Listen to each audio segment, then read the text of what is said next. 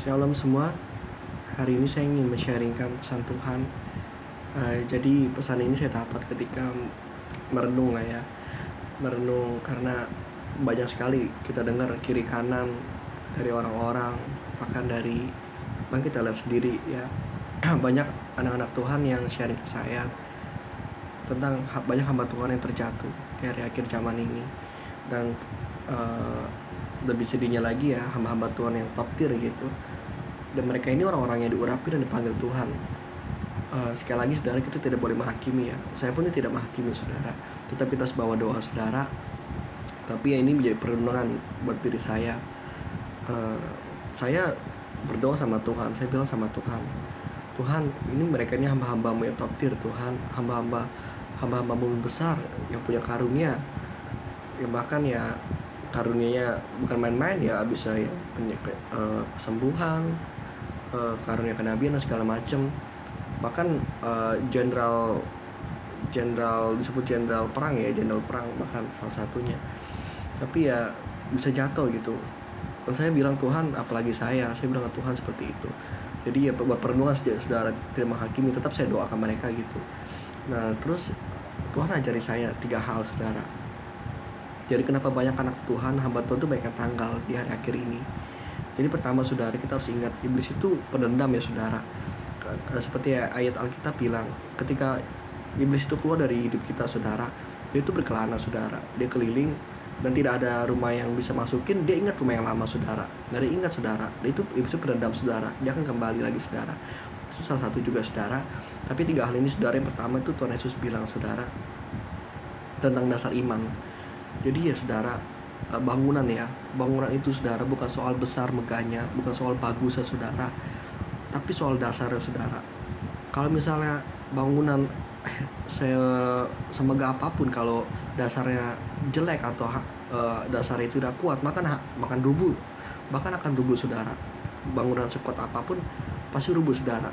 Kelihatan kuat apapun ya, kalau misalnya dasar itu tidak kuat, pasti akan rubuh saudara.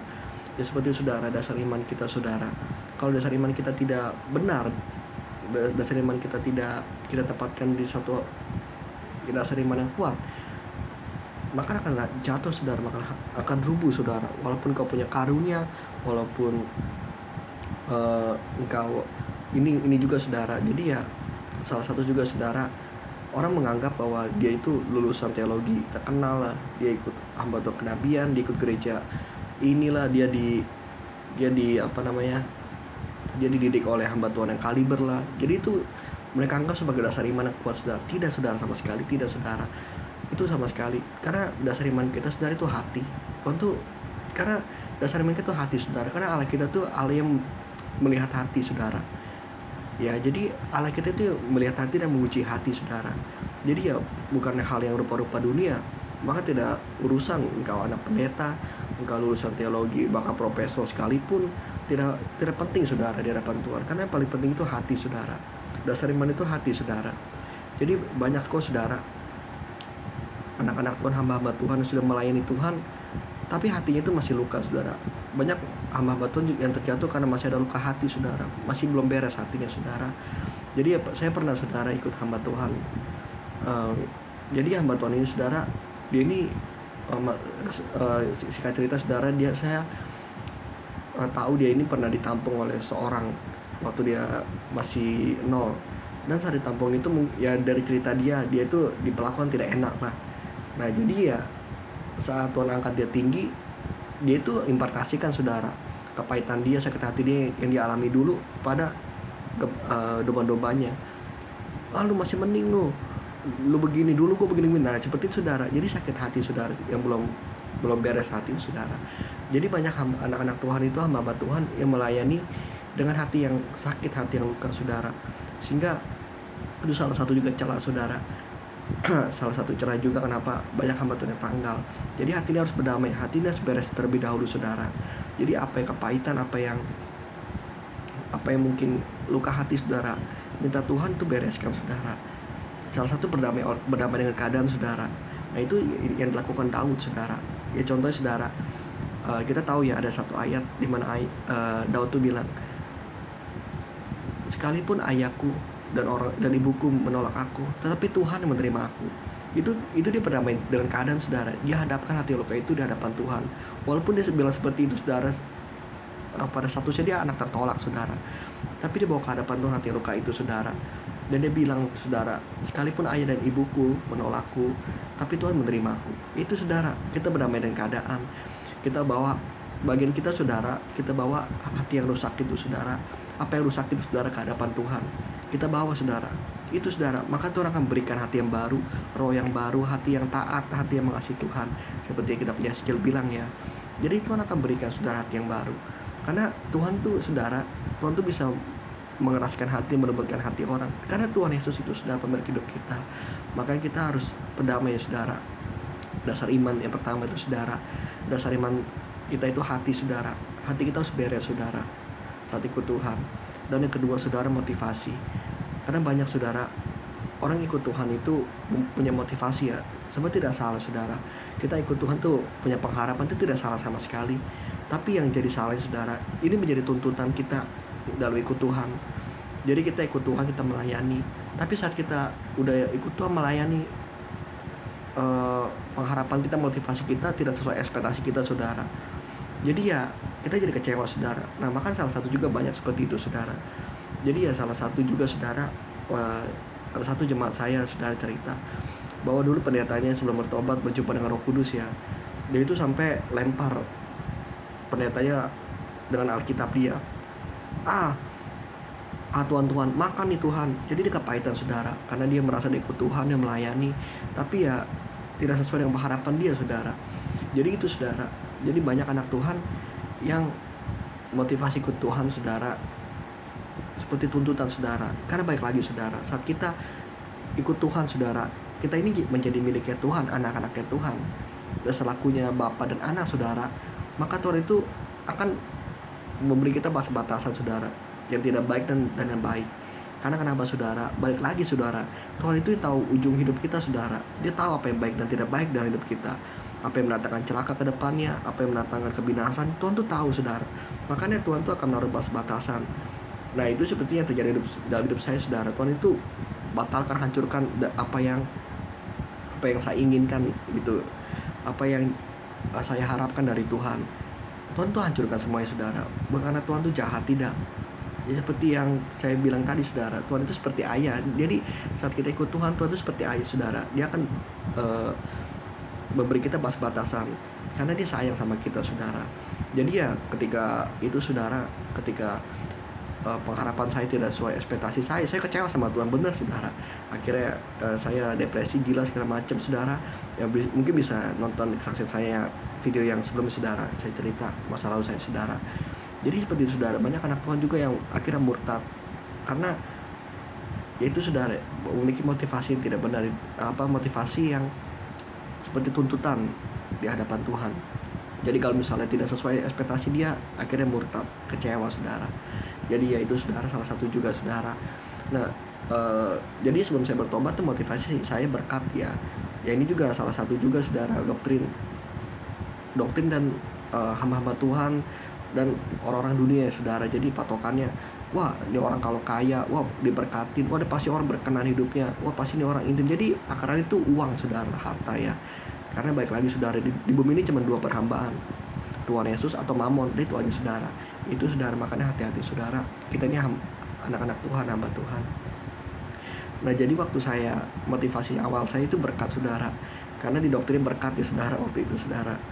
Jadi kalau kamu diberkatin, wah berarti engkau tidak berkenan, wah berarti hidupmu tidak benar di hadapan Tuhan. Jadi itu, saudara, takaran dunia. Jadi waktu itu akhirnya motivasi saya setelah bertobat, berkenal dengan Roh Kudus, mengenal Tuhan dengan secara benar, motivasi saya diubah, saudara. Jadi motivasi saya sekarang ini karena kasih, saudara. Jadi orang yang diampuni banyak, saudara. Seperti yang Tuhan Yesus bilang, orang yang diampuni banyak akan berbuat kasih banyak.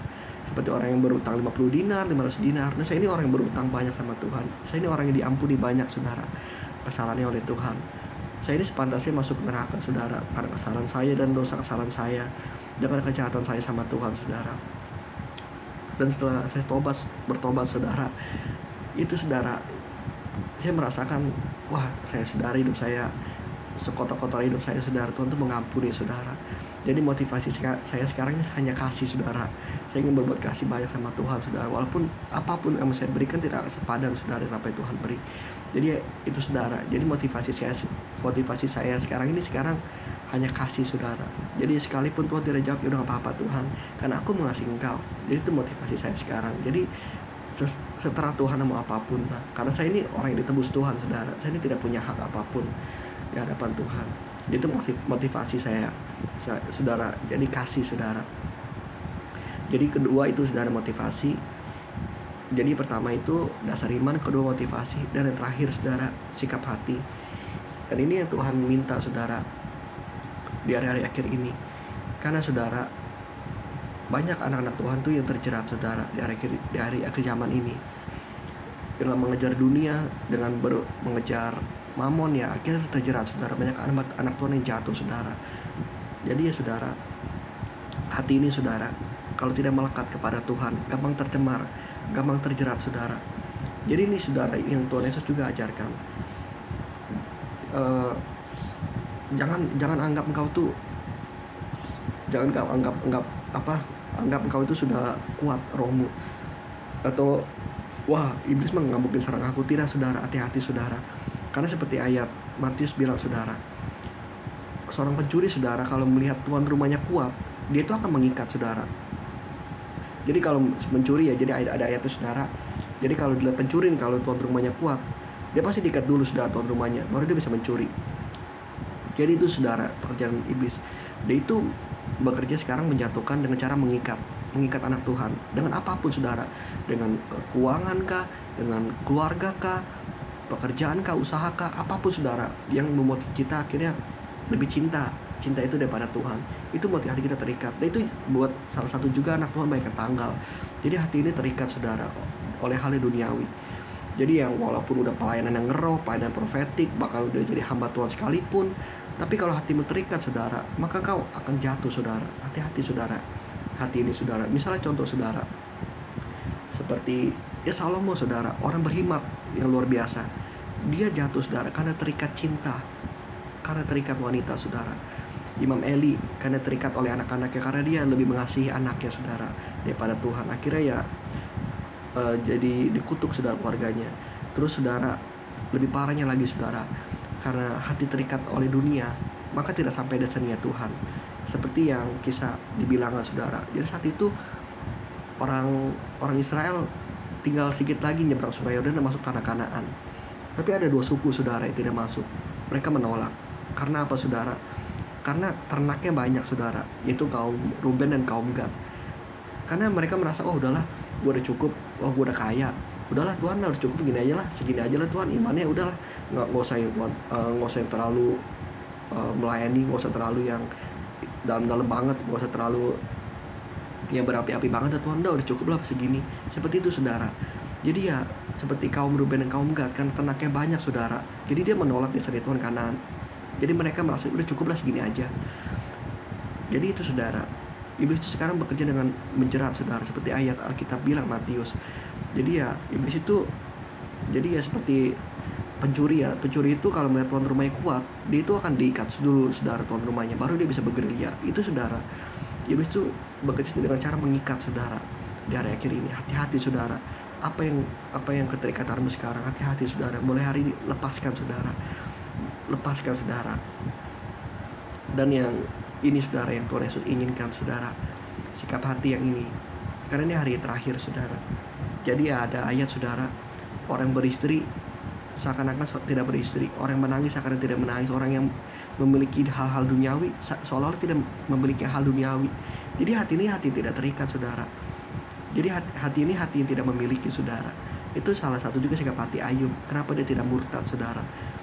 Karena dia saudara, dia tahu saudara, walaupun dia anaknya meninggal, semua usahanya habis ya, bahkan dengan kondisi yang borokan, sakit, dan dikutuki sama istrinya ya, tapi saudara, dia bilang saudara, Tuhan yang memberi, Tuhan yang mengambil, terpujilah nama Tuhan. Ya itu saudara, sikap hati Tuhan ini, hati yang tidak memiliki. Dengan hati tidak memiliki, maka engkau tidak akan terjerat oleh apapun saudara. Tapi hati hati yang benar saudara. Mungkin tapi gini saudara, apa ya saudara yang Tuhan percayakan pada saudara hari ini? Mungkin pekerjaan yang enak, mungkin usaha yang bagus, mungkin keluarga yang baik-baik saja. Saudara pandang itu sebagai fasilitas.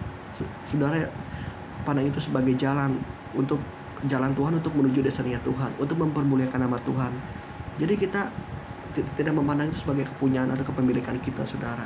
Nah itu salah satu saudara, hati kita tidak akan terjerat oleh apapun. Jadi hati tidak memiliki saudara. Jadi seperti ayat yang tadi bilang saudara, orang beristri seolah-olah tidak beristri. Orang yang punya harta duniawi seolah tidak mempunyai hal-hal duniawi, tidak memakai hal-hal duniawi. Jadi seperti itu saudara. Nah itu saudara, 3 hal itu saudara Tuhan ajarkan. Ya, supaya kita tidak tanggal saudara, supaya kita tidak jatuh saudara.